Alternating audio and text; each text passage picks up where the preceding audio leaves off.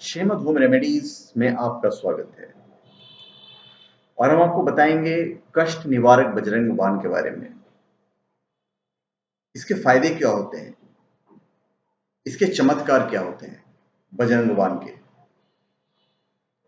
श्री हनुमान जी को बजरंगबली, मारुति, पवन पुत्र और अन्य नामों से जाना जाता है, किंतु इनको सभी अधिकतर संकट मोचन के नाम से ही पुकारते हैं, क्योंकि मनुष्य के सभी दुखों को दूर कर उनके जीवन में खुशियां भर देते हैं। आज के समय में मतलब कलयुग में यह माना जाता है कि सिर्फ हनुमान जी ही हैं जो पृथ्वी पर विराजमान एक शक्ति हैं जो मनुष्यों की रक्षा कर रही है। इसलिए जब भी कोई व्यक्ति पर कोई संकट आता है तो सबसे पहले हनुमान जी की शरण में ही जाता है। वैसे तो दुखों को दूर करने के लिए हनुमान चालीसा, मंत्र, दोहे और पाठ इत्यादि हैं, किंतु इन सब में जो सबसे महत्वपूर्ण और अहम स्थान है वो है बजरंग बाण का। बजरंग बाण ऐसा है कि आपको किसी भी नजर, टोटके, ब्ला ब्ला कुछ भी परेशानी हो, सब में आपको बजरंग बाण काम आएगा। बजरंग बाण के बारे में माना जाता है कि मानव जीवन की विपदाओं को हरने में इसका असर गायत्री मंत्र से भी अधिक होता है। हालांकि गायत्री मंत्र को महामंत्र कहते हैं, फिर भी ये उससे ज्यादा पावरफुल है। ये एक ऐसा स्रोत है जिसे संत, भक्त और श्रद्धालु सभी अपने संकट के निवारण के लिए अपनाते हैं। बजरंग बाण से व्यक्ति को अनेक तरह का लाभ होता है, जैसा कि अकारण कष्ट, अनिष्ट या कोई बुरा प्रभाव दूर होता है, भयानक सपने, गलत विचार से मुक्ति मिलती है, गृह कलेश और विशेष संकट का निवारण होता है, रोगी को रोगों से मुक्ति मिलती है, शांति, सुख, समृद्धि, मानसिक और शारीरिक शक्ति प्राप्त होती है, उच्च शिक्षा और भौतिक सुख मिलता है।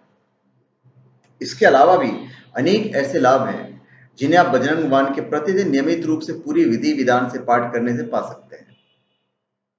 हनुमान जी के जीवन से जुड़ी अनेक ऐसी कथाएं हैं जिन्हें आप अपने जीवन में सुनते आ रहे होंगे, जैसे कि सूरज को फल समझकर निगल लेना, इंद्र देवता का जो ऐरावत हाथी था, ऐरावत उनको एक बार पसंद आ गया था, उनकी थोड़ी पर वज्र का लगना जिसकी वजह से उनका नाम हनुमान पड़ा, श्री राम की भक्ति, सीता माता के पास लंका जाना इत्यादि बहुत सारे ऐसे काम हैं जो हनुमान जी ने किए हुए हैं। हनुमान जी की निष्ठापूर्वक पूजा उपासना करने वाला व्यक्ति हमेशा सुखी रहता है। हनुमान जी को राम भक्त कहा जाता है क्योंकि ये श्री राम के सबसे बड़े भक्त हैं।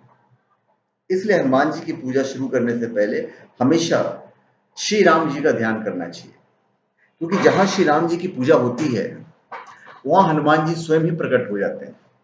और ये भी कहते हैं कि जहां पे सुंदरकांड हो रहा हो वहां भी हनुमान जी प्रकट होते हैं।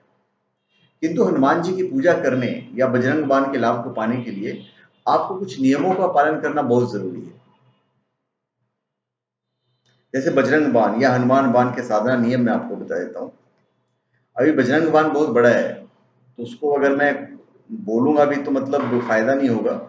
बजरंग बाण का आपको किताब मिल जाएगा, आप किसी भी स्टॉल वगैरह से किताब खरीद सकते हैं बजरंग बाण का। तो सबसे पहले जो साधना नियम है, आपको संकल्प करना है, रेजोल्यूशन करना है। साधना करने से पहले आप कार्य प्राप्ति का संकल्प जरूर करें कि आपको किस काम के लिए आप बजरंग बाण का पाठ कर रहे हैं। फिर है आसन, जो पोजीशन है आपका। संकल्प के बाद आप हनुमान जी की तस्वीर को एक चौकी पर लाल कपड़ा बिछा कर रखिए।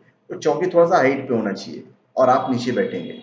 एक लाल कपड़ा बिछा कर रखिए और खुद उनके सामने नीचे पद्मासन अवस्था में बैठ जाइए, ताकि आपकी जो नजरें हैं ऊपर की तरफ हो, हनुमान जी की तरफ। फिर है दीपक, लाइट जो है।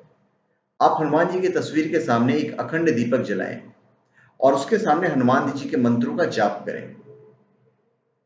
फिर है पवित्रता, प्योरिटी। हनुमान जी की साधन करते वक्त व्यक्ति को पवित्रता और ब्रह्मचर्य का पालन करना होता है। ब्रह्मचर्य का पालन करना आप समझ ही रहे होंगे। जो प्रसाद है, प्रसाद में आपको गुड़ चना रखना है, जैगरी और ग्राम जो होता है। हनुमान जी की साधना में प्रसाद के रूप में गुड़ और चने का प्रयोग करना चाहिए और इसी प्रसाद को हनुमान जी को भी अर्पित करना चाहिए। फिर जब प्रेयर ऑफर करेंगे, जब हवन करेंगे, तो हवन में आप गूगल हवन का प्रयोग कीजिए। फिर जहां तक रहा उपवास का सवाल, फास्टिंग का सवाल, तो जो भी जहां तक हनुमान जी की पूजा अर्चना करना चाहता है वो मंगलवार के दिन उपवास रखे। फिर मैं आपको चमेली और सिंदूर के बारे में बता देता हूँ कि हनुमान जी को आप चमेली के तेल से ही स्नान कराएं और उनके शरीर पर पीले सिंदूर में घी मिलाकर लगाएं। जो पूरा लाल सिंदूर होता है वैसा नीचे हल्का सा पीला होता है, ऑरेंजी कलर का, वो वाला सिंदूर इस्तेमाल करना है। फिर हनुमान चालीसा का पाठ करना है 11 दिन तक, प्रतिदिन हनुमान चालीसा का पाठ कीजिए। फिर मैं आपके पंचमुखी हनुमान के बारे में बता देता हूँ। अगर कोई जातक किसी विशेष कार्य के लिए हनुमान जी की साधना कर रहा है, मतलब बजरंग बाण का पाठ कर रहा है, तो वो हनुमान कवच को धारण कर पंचमुखी हनुमान की साधना करे। पंचमुखी हनुमान की मूर्ति सामने रखना है। फिर अगर आपको शनि के प्रभाव को कम करना है, तो अगर कोई जातक शनि देव के बुरे प्रभाव को खत्म करने के लिए हनुमान जी की साधना कर रहा है, तो उसे शनिवार के दिन पीपल के पेड़ के नीचे हनुमान जी की मूर्ति स्थापित कर तिल के तेल का दीपक जलाना चाहिए और 108 बार बजरंग बाण का पाठ करना चाहिए। आपको अगर गृह शांति चाहिए, प्लैनेट पीस चाहिए, गृह शांति मतलब घर वाली शांति नहीं, प्लैनेट का, ग्रहों की जो शांति होती है। अगर कोई जातक नवग्रह शांति के प्रयोजन से बजरंग बाण की साधना कर रहा है, तो प्रतिदिन 2 माला हनुमान जी के मंत्रों का जाप करें। बजरंग बाण से आप बहुत सारी समस्याओं का समाधान कर सकते हैं। अगर कोई व्यक्ति कानूनी समस्या में फंसा है या उसके घर में किसी को कोई भयंकर रोग लगा है, भूत बाधा है, शत्रुओं के जाल में फंसे हुए है, खुद को कोई कदम उठाने में असमर्थ और निर्बल महसूस कर रहा है, कार्य में सफलता नहीं मिल रही है, आत्मविश्वास और मनोबल गिरता जा रहा है, व्यर्थ की चिंताओं से परेशान हो, तो कोई अन्य तंत्र बाधा है, तो उसके लिए आप बजरंग बाण से हनुमान जी की पूजा अर्चना करें। इससे आपको हर तरह की समस्या से समाधान मिलता है। अब मैं सॉल्यूशन पे आता हूँ, समाधान पे। अगर कोई व्यक्ति, जो समस्या मैंने ऊपर बताई है, अगर कोई व्यक्ति उन समस्याओं में से किसी से भी परेशान है, तो उस जातक को ब्रह्म मुहूर्त में प्रतिदिन की क्रियाओं से मुक्त होकर हनुमान यंत्र लेकर उसे एक चौकी पर लाल कपड़ा बिछाकर स्थापित करना चाहिए। क्योंकि हनुमान जी की पूजा में चमेली के फूलों को चढ़ाया जाता है, तो आप भी चौकी पर कुछ चमेली के फूल, पीला सिंदूर को घी में मिलाकर अर्पित करें। इसके बाद जातक को लाल आसन पर पद्मासन की अवस्था में बैठ जाना चाहिए। पद्मासन पर बैठने के बाद आप हनुमान जी की मूर्ति के सामने 11 दीपक जलाएं और 108 बार हनुमान बाण या बजरंग बाण का पाठ करें। अगर आप किसी विशेष कार्य की पूर्ति के लिए कोई पूजन या हवन कर रहे हैं, तो उसके लिए आप रात्रि का समय चुनिए। अभी मैं आपको रामबाण के विलक्षण प्रयोग के बारे में बता देता हूँ। अगर कोई जातक अपनी भौतिक कामनाओं की पूर्ति के लिए हनुमान जी की पूजा कर रहा है या फिर बजरंग बाण का प्रयोग कर रहा है, तो आप अनुष्ठान करें। वो अनुष्ठान कैसे करना है वो मैं आपको बता देता हूँ।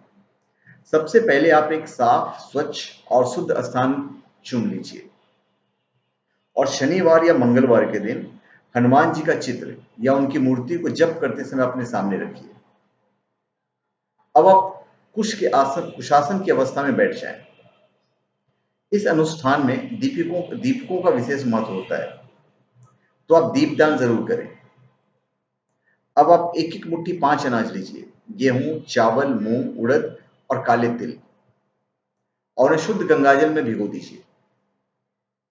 जिस दिन आप अनुष्ठान करने वाले हो उस दिन आप इन अनाजों को पिसवा कर इनके पाउडर से एक दिया तैयार कीजिए। दिए के लिए बनाने के लिए आप कलावे का इस्तेमाल करें और उसकी लंबी के लिए आप अपने शरीर की लंबाई जितना बड़ा कलावा लें और उसे मोड़कर उसे बाती का आकार दे दें। कलावा मतलब ऐसा है, आप सफेद लीजिएगा। इसके साथ ही आप समान लंबाई का सूत भी इस्तेमाल करें और उन्हें लाल रंग में भिगो दीजिए। आप दिए में तिल के तेल डालिए और उसमें बत्ती रखें।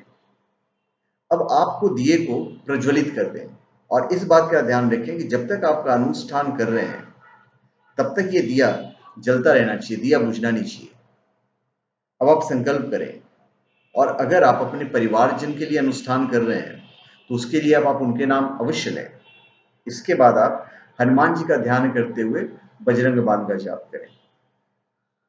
हवन में आप गूगल का ही प्रयोग कीजिए। इससे आपके घर और आपके शरीर के सारे कष्ट दूर होते हैं और घर में सकारात्मकता का वास होता है। तो धन्यवाद, हमने आपको काफ़ी लंबा बता दिया। तो एनीवेज़ आपका हमारे चैनल पे स्वागत है। आप हमारे चैनल पे सब्सक्राइब करें और अपने कमेंट दीजिए। धन्यवाद।